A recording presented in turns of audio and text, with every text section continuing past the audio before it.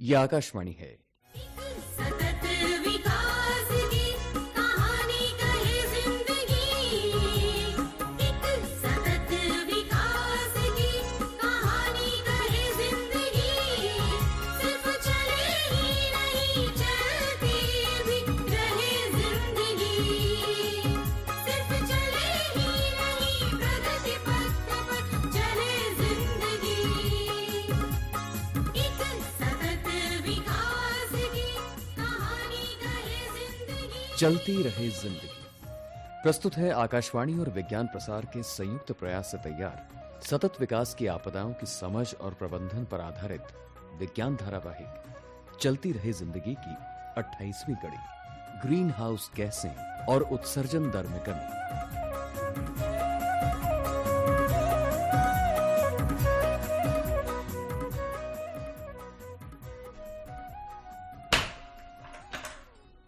रत्ना, मेघना, कहाँ चले गए सब? अरे कोई है? जल्दी से एक गिलास ठंडा पानी लाओ भाई। लाई। बहुत प्यास लगी है। उफ, बहुत गर्मी है। ये लीजिए पापा, एक गिलास पानी, ठंडा ठंडा कूल कूल। और श्रीमान जी, प्रोफेसर सूर्य प्रकाश साहब, ये रही गर्मा गर्म खबर। ये देखिए आज के अखबार में। गर्मा गर्म खबर? क्या हो गया रत्ना? होना क्या था, वही हुआ जिसका अंदेशा था। बीता साल मतलब सन 2016 अब तक के इतिहास का सबसे गर्म साल साबित हुआ। मम्मी, मैंने तो ये भविष्यवाणी पहले ही कर दी थी। कितनी गर्मी पड़ी थी पिछले साल, पता है, कई रिकॉर्ड टूट गए थे। हाँ, और ये सिलसिला पिछले कुछ सालों से लगातार जारी है। आने वाला हर नया साल पिछले साल के मुकाबले ज्यादा गर्म साबित होता है। ओफो पापा, तब तो एक दिन हमारा जीना कितना मुश्किल हो जाएगा। इतनी गर्मी में कैसे रहेंगे हम? मम्मी, आप ही बोलो ना पापा को कि हमारे कमरे में एक अच्छा सा एसी लगवा दे। लो, सुन लो। अरे दीजिए कहाँ? एसी। अरे भाई, कहाँ कहाँ एसी लगवाएंगे? हमारी पूरी धरती, ये हरा भरा ग्रह गर्माता जा रहा है। इसका तापमान लगातार ऊपर चढ़ रहा है। वो तो है। इससे धरती की जलवायु यानी क्लाइमेट धीरे धीरे बदल रही है। सर्दियां सिकुड़ रही हैं और गर्मियां फैल रही हैं। और गर्मियों का मिजाज भी पहले से ज्यादा गर्म होता जा रहा है। हाँ, अच्छा? और इसका असर केवल हमारे देश पर ही नहीं है, पूरी दुनिया में जलवायु का ये बदलाव असर डाल रहा है। खेती बाड़ी, पशु पक्षी, नदियाँ, पहाड़, रेगिस्तान, यहाँ तक कि ध्रुवों पर भी जमी बर्फ इसकी चपेट में है। ओह, अब मैं समझ गई मम्मी। आप बात कर रही हैं क्लाइमेट चेंज की, है ना? हमारी मैडम है ना, उन्होंने भी इसके बारे में बताया था। इसके साथ वो एक और नाम ले रही थी। क्या था नाम वो? ग्लोबल वार्मिंग, यही नाम था ना? हाँ, यही ग्लोबल वार्मिंग। हाँ, यही ग्लोबल वार्मिंग। मेघना, क्योंकि पूरी दुनिया का तापमान बढ़ रहा है, इसीलिए इसे कहते हैं ग्लोबल वार्मिंग। अच्छा। और उसी की वजह से जलवायु में भी बदलाव आ रहा है। लो जी, आज तो गजब ही हो गया। हाँ? मैंने मांगा एक गिलास ठंडा पानी और बात पहुंच गई ग्लोबल वार्मिंग पर, क्लाइमेट चेंज तक। इसे कहते हैं चाय की प्याली में तूफान। मेघना, राहुल कहाँ है? दिखाई नहीं दे रहा। अरे हाँ, याद आया, मुझसे बोल कर गया था। बीटेक में उसका रूममेट था ना, अरे केशव, अच्छा अच्छा अच्छा। वही आ रहा है किसी सेमिनार में। ओह, लेकिन आजकल केशव क्लाइमेट चेंज की वजह से बहुत परेशान है। अच्छा। सूखे और पानी की कमी की वजह से कुछ फसलें बर्बाद भी हो गई हैं। हाँ। ओह, तो ये बात है, अब समझ गई मैं। आपकी यूनिवर्सिटी में कल जो क्लाइमेट चेंज पर सेमिनार हो रहा है, उसी में आपने केशव को बुलाया होगा, है ना? देखा पापा, मम्मी झट से समझ लेती हैं आपकी चालें। हाँ, क्यों नहीं। अरे भाई, तुम्हारी मम्मी तो सुपर स्मार्ट हैं। तो इस सुपर स्मार्ट की बात मानो। अब ये मीटिंग करो बर्खास्त। मेघना, हाँ? तुम चलो मेरे साथ, हम लंच की तैयारी करते हैं। हाँ, ओके मम्मी, चलो। चलो चलो, मुझे भी सेमिनार का कुछ काम है। तो अब हम मिलते हैं लंच पर चर्चा के साथ, टिंग टोंग, एक छोटे से ब्रेक के बाद।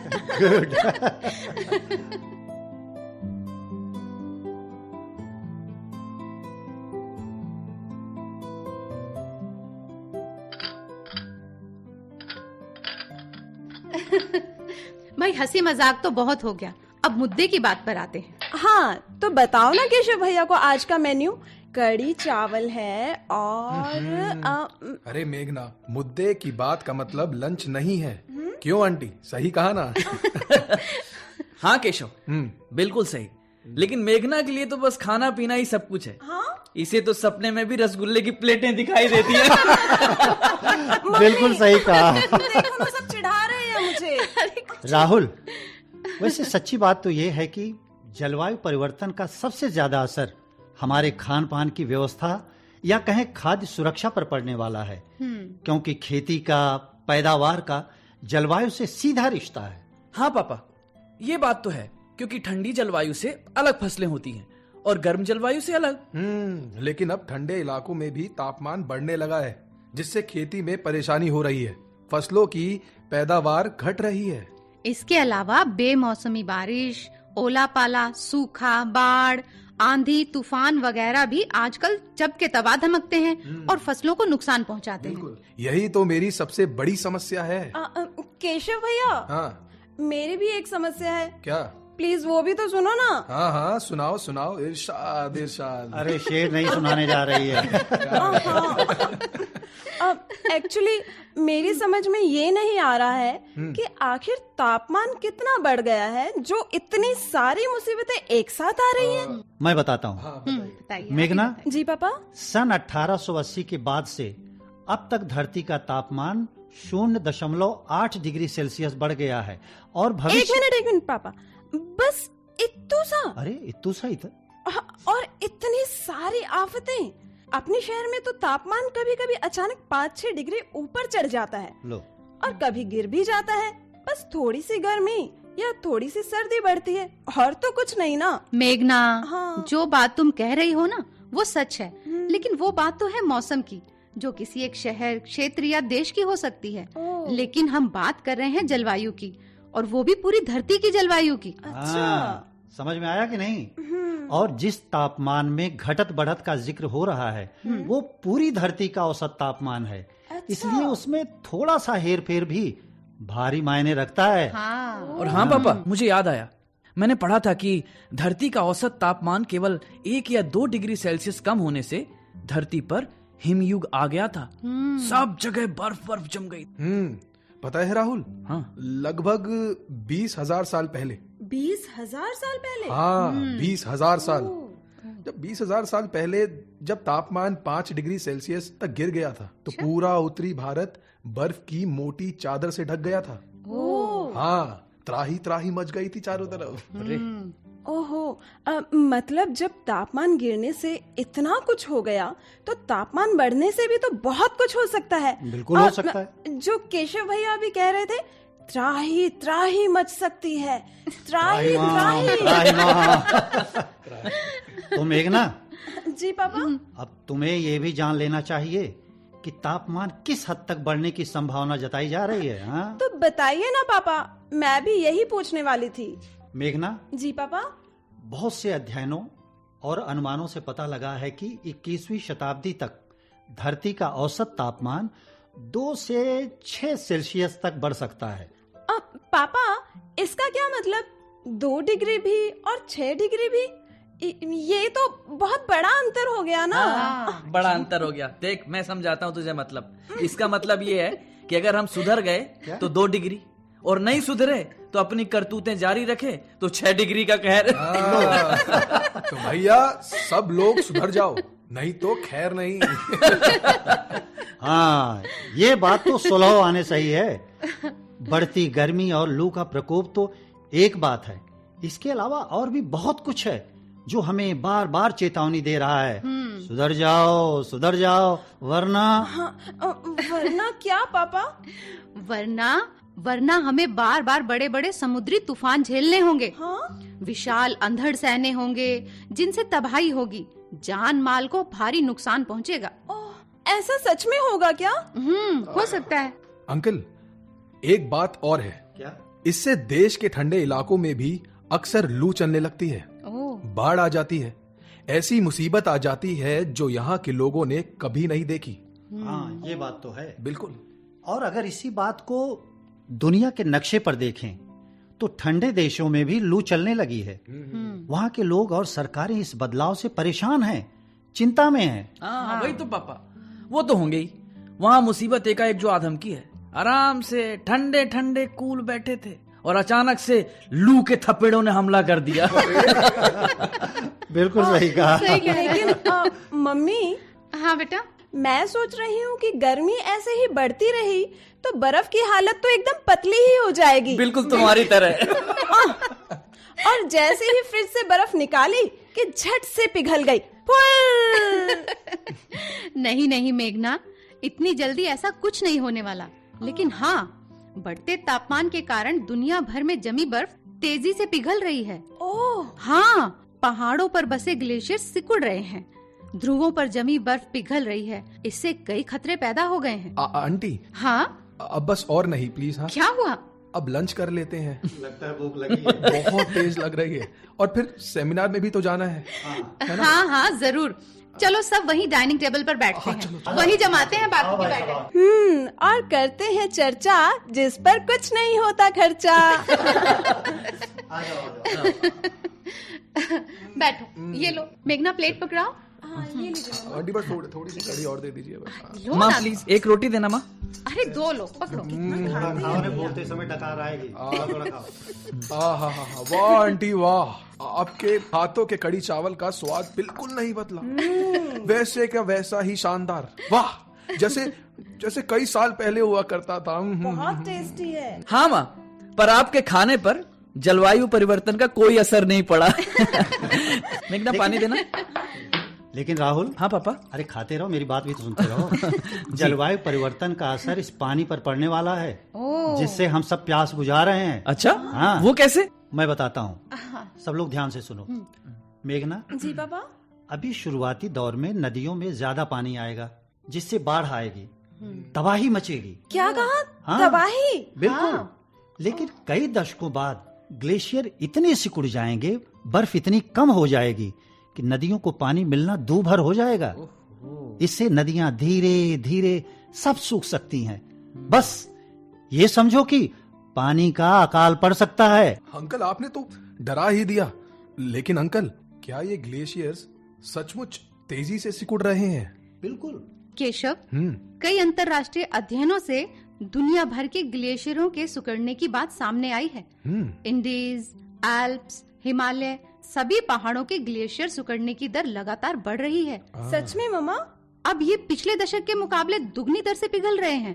ये तो मुझे पता ही नहीं था। अगर दुनिया के प्रमुख ग्लेशियर्स को औसत के नजरिए से देखें तो इनकी बर्फ की मोटी चादर में आधे से 1 मीटर तक की कमी हर साल हो रही है, जो पिछली शताब्दी के औसत से लगभग 2-3 गुना ज्यादा है। ओह, हाँ, मतलब संकट गंभीर है पापा। गंभीर नहीं, बहुत गंभीर है। पापा, हमारे यहाँ गंगा नदी भी तो ग्लेशियर से निकलती है ना? बिल्कुल। तो उसका क्या हाल है? बुरा हाल है। उसका हाल भी ठीक नहीं है और चाल भी गड़बड़ है। हाल ये है कि पिछले 200 सालों से हमारी गंगोत्री ग्लेशियर लगभग 3 किलोमीटर सिकुड़ चुकी है। एक साल में इसकी लंबाई औसतन 22 मीटर कम हो रही है। अगली शताब्दी में सागरों का स्तर 2 मीटर तक ऊपर चढ़ सकता है। क्या? हाँ, मालद्वीप तो दुनिया के नक्शे से गायब भी हो सकता है। बांग्लादेश का काफी हिस्सा डूब सकता है। हमारे देश में मुंबई, चेन्नई, गोवा, समंदर के किनारे बसे इलाके डूब सकते हैं। ओह, तो मम्मी मुझे जल्दी से गोवा ले चलो। अरे घर बैठ। कहीं डूब गया तो फिर कैसे घूमेंगे गोवा? लो जी, कोई डूब रहा है, इनको घूमने की फिक्र लगी है। अरे मेघना, इतनी जल्दी ये सब नहीं होगा। लेकिन हाँ, हमारी आने वाली पीढ़ियाँ ये सुंदर नजारे देख भी पाएंगी कि नहीं, ये कहना मुश्किल है। हाँ भाई, ये बात तो है। वैसे एक वैज्ञानिक बात और बता दूं। क्या? सागरों के जलस्तर का ऊपर उठना सागरों में केवल ज्यादा पानी आने की वजह से नहीं है। तो फिर पापा? तापमान ज्यादा होने से पानी में फैलाव भी होता है। थर्मल एक्सपेंशन कहते हैं इसे, समझे? अरे ये भी एक खास वजह है। लेकिन पापा, जड़ तो वही है ना, तापमान का बढ़ना, धरती का गर्माना। हाँ, असल मुद्दा तो यही है। बिल्कुल। और हमें इसी पर रोक लगानी है। लेकिन पापा मम्मी, मुझे अभी तक ये नहीं पता चला है कि तापमान बढ़ क्यों रहा है। मैं आखिर ये पूछना चाह रही थी कि धरती का मिजाज गर्म क्यों हो रहा है। मेघना, सारी रामायण हो गई, अभी तक नहीं पता चला? तो ऐसा नहीं, सुनो, ऐसा करो मेघना, तुम भी हमारे साथ सेमिनार चलो ना। हाँ। वहाँ एक सेशन छात्रों के साथ भी है, उसमें तुम्हें सारी बातें पता चल जाएंगी। ओके पापा, चलो। चलते हैं, बिल्कुल। और मिलते हैं एक छोटे से ब्रेक के बाद। टिंग चांग।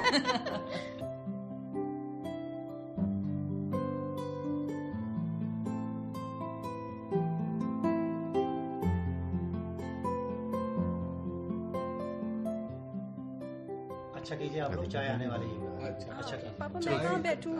चलिए स्टार्ट होने बेटा, तुम मेरे साथ यहाँ आ जाओ केशव, आ जाओ। शांत हो जाइए। बैठ जाइए। अरे अब आप लोग अपनी सीट पर बैठ जाएं। चलिए। हाँ, सभी छात्रों का क्लाइमेट चेंज के सेशन में स्वागत है। मैं हूँ प्रोफेसर सूर्य प्रकाश और मेरे साथ हैं ये डॉक्टर आकाश। नमस्ते। मेरी कोशिश होगी कि आप लोग जलवायु परिवर्तन के, ग्लोबल वार्मिंग के वैज्ञानिक पहलुओं को समझ सकें, जिससे इस पर लगाम लगाने की हमारी मुहिम में आप भी भागीदार बन सकें। ठीक है? जी सर।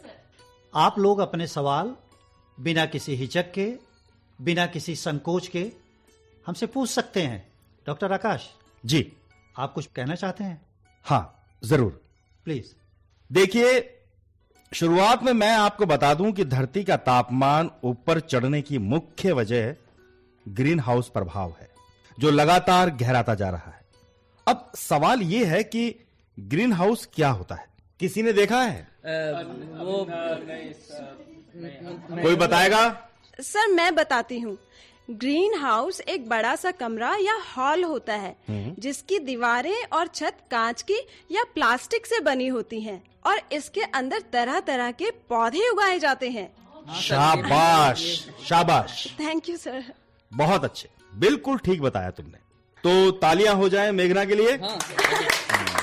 Thank you. गुड। तो कांच से बने ग्रीन हाउस की यह खूबी होती है कि इसकी दीवारें सूरज की गर्म किरणों को अंदर तो जाने देती हैं, लेकिन इनकी गर्माहट को वायुमंडल में वापस नहीं जाने देती, जिससे ये गर्म रहता है।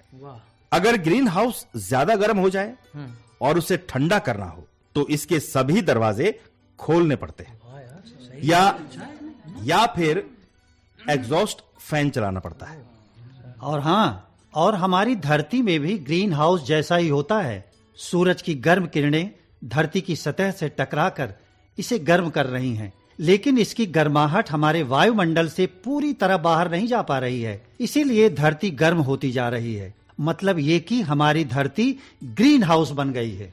सर, मेरा नाम सौरभ है। ठीक है, बोलो। अगर हमारी धरती ग्रीन हाउस है तो इसकी कांच की दीवारें, कांच की छत कहाँ है और हमें दिखाई क्यों नहीं देती? ये सही बात है। ये तो बहुत अच्छा सवाल।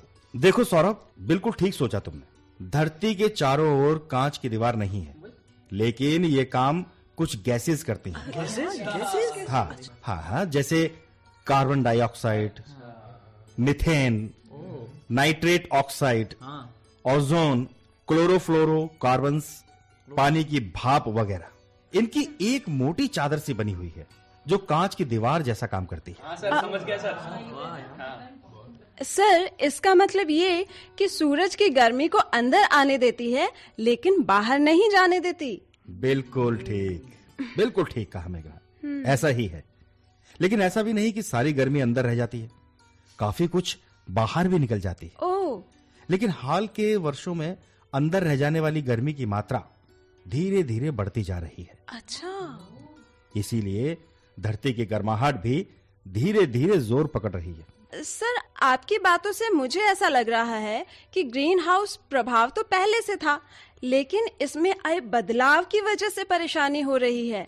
ये सच है क्या? मेघना, असल बात तो ये है कि ग्रीन हाउस प्रभाव के कारण ही हमारी धरती पर हम सबका जीवन है। पशु पक्षी हैं, हरियाली है, सब कुछ है यहाँ। और धरती का औसत तापमान 15 डिग्री सेल्सियस बना हुआ है। यदि ग्रीन हाउस प्रभाव नहीं होता, ग्रीन हाउस गैसेस नहीं होती, तो धरती तक आने वाली सूरज की सारी गर्माहट वापस भी लौट जाती।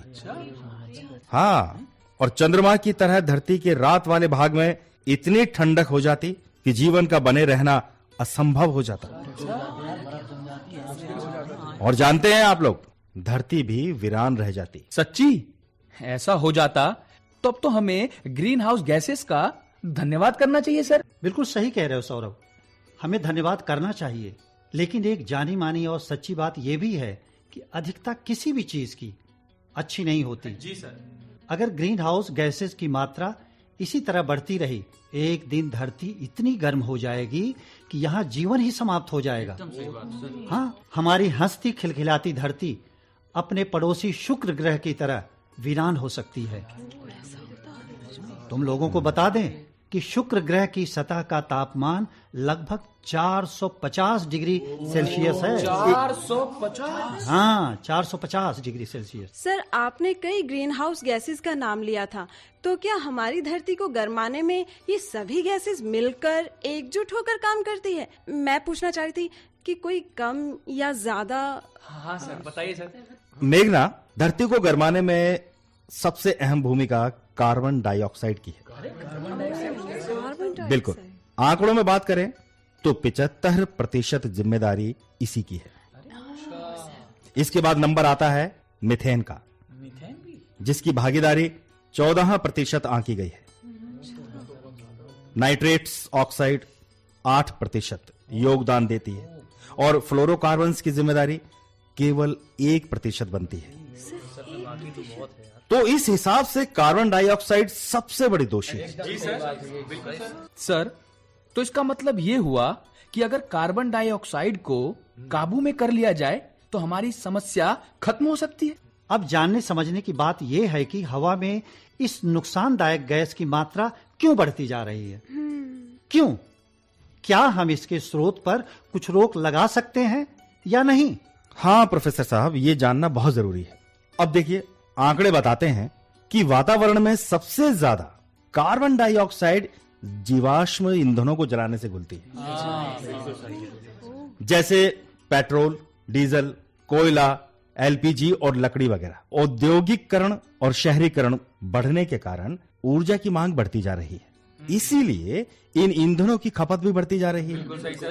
बिल्कुल ठीक। और ग्लोबल वार्मिंग की यही सबसे बड़ी वजह है। सर, आपने बाकी ग्रीन हाउस गैसेस के बारे में नहीं बताया कि वो कहाँ से आती है और उन्हें कौन छोड़ता है।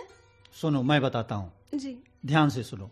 मेघना, नाइट्रेट ऑक्साइड भी जीवाश्म ईंधनों के जलाने से पैदा होती है। आया समझ में? जी पापा। खेतों में नाइट्रोजन उर्वरकों के इस्तेमाल और मोटर वाहनों में कैटालिटिक इन्वर्टर लगाने से भी नाइट्रेट ऑक्साइड बनती है। मीथेन गैस मुख्य रूप से धान के खेतों से निकलती है और जुगाली करने वाले पशु भी मीथेन छोड़ते हैं। हाँ, और क्लोरोफ्लोरोकार्बन्स का मुख्य स्रोत एयर कंडीशनर और फ्रिज वगैरह में इस्तेमाल होने वाला कूलेंट है।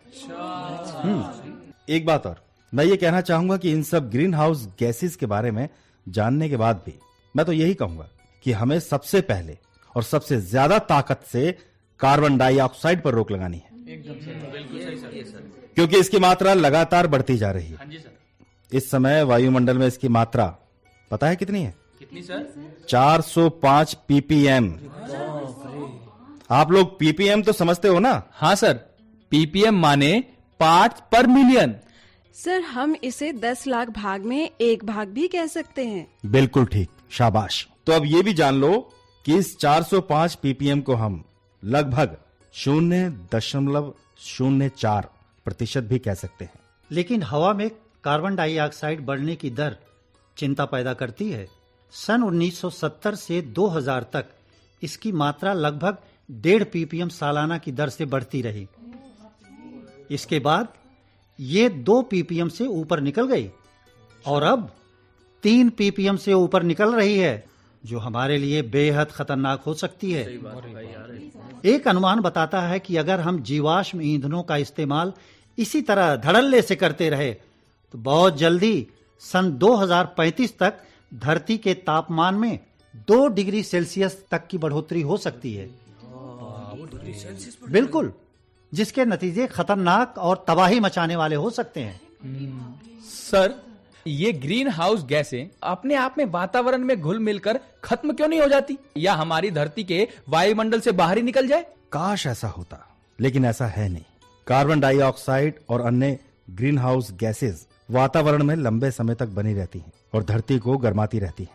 इसीलिए अगर हम आज से ही कार्बन डाइऑक्साइड पर रोक लगाने के उपाय तेज कर दें, तो भी इसका अच्छा असर आते आते कई साल या ये मानो कि कई दशक भी लग सकते हैं। सर, आपने कहा था कि पानी की भाप भी ग्रीन हाउस गैस है, तो इसके बारे में तो आपने कुछ भी नहीं बताया। दरअसल वातावरण में भाप को बढ़ाने में हमारा मतलब मानव आबादी का सीधे कोई योगदान नहीं है। नदियों, सागरों, ताल तलैयों से पानी लगातार भाप बनकर उड़ता रहता है। जी सर।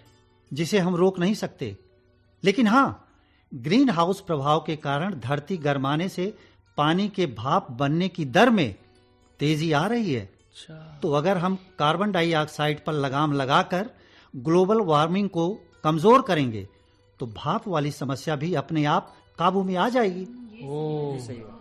तो ये बात है, मुसीबत की सारी जड़ कार्बन डाइऑक्साइड है। बिल्कुल बिल्कुल ठीक कहा सौरभ। लेकिन अगर हम गहराई से सोचें विचारें, तो असल गलती हमारी है। हमारी? बिल्कुल हमारी है। हम अपने विकास की दौड़ में प्रकृति की अनदेखी कर रहे हैं, उसका संतुलन बिगाड़ रहे हैं। वो कैसे सर? देखो, मोटर वाहनों की संख्या बढ़ती जा रही है, कोयले से बिजली बनाना जोर शोर से जारी है, और सुख सुविधाओं के सामान का भी अंबार लगता जा रहा है। ये सब कार्बन डाइऑक्साइड बढ़ाते हैं।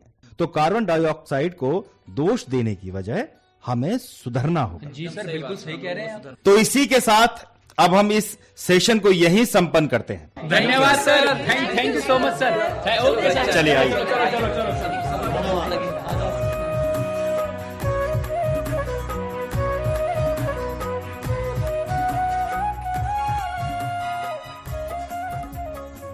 चलती रहे जिंदगी। अभी आप आकाशवाणी और विज्ञान प्रसार के संयुक्त प्रयास से तैयार प्राकृतिक आपदाओं की समझ और प्रबंधन पर आधारित विज्ञान धारावाहिक चलती रहे जिंदगी की 28वीं कड़ी सुन रहे थे। ग्रीन हाउस गैसें और उत्सर्जन दर में कमी। समन्वय दिलीप झा, डॉक्टर चंदन मोहन और श्री बी के त्यागी। आलेख डॉक्टर ER सुब्रमण्यम। हिंदी अनुवाद नेहा त्रिपाठी। निर्देशन काजल सूरी। भाग लेने वाले कलाकार थे शालू, JP सिंह, अंजू बिस्वास, आशुतोष शुक्ला, सुशील शर्मा, श्रीकांत और सविता शर्मा। साथियों, अभी जाइए नहीं, अब समय है आपसे किए जाने वाले सवालों का। हम आपसे 2 प्रश्न पूछेंगे। सही उत्तर भेजने वाले श्रोताओं को लकी ड्रॉ द्वारा निकाले गए परिणामों के आधार पर विज्ञान प्रसार द्वारा आकर्षक पुरस्कार दिए जाएंगे। हमारा आज का पहला प्रश्न है, जलवायु परिवर्तन के क्या कारण हैं? और दूसरा प्रश्न है, धरती के गर्म होने की क्या वजह है? हमारा पता नोट करें। विज्ञान धारावाहिक चलती रहे जिंदगी द्वारा केंद्र निदेशक, कमरा नंबर 615, नव प्रसारण भवन, आकाशवाणी, संसद मार्ग, नई दिल्ली 110001। आप अपने उत्तर ईमेल द्वारा भी भेज सकते हैं। हमारा ईमेल है radio@vigyanprasar.gov.in। श्रोताओं, हम इंतजार रहेगा आपके पत्रों का। जवाबों के साथ अपना पूरा नाम, पता, आयु, व्यवसाय, यदि विज्ञान क्लब से जुड़े हैं तो कुल सदस्यों की संख्या लिखना ना भूलें। हाँ, अगर आपके मन में कोई प्रश्न या जिज्ञासा हो तो वो भी लिख भेजिए। धारावाहिक चलती रहे जिंदगी की अगली कड़ी इसी दिन और इसी समय लेकर अगले सप्ताह हम फिर उपस्थित होंगे। नमस्कार, शुभकामनाएं।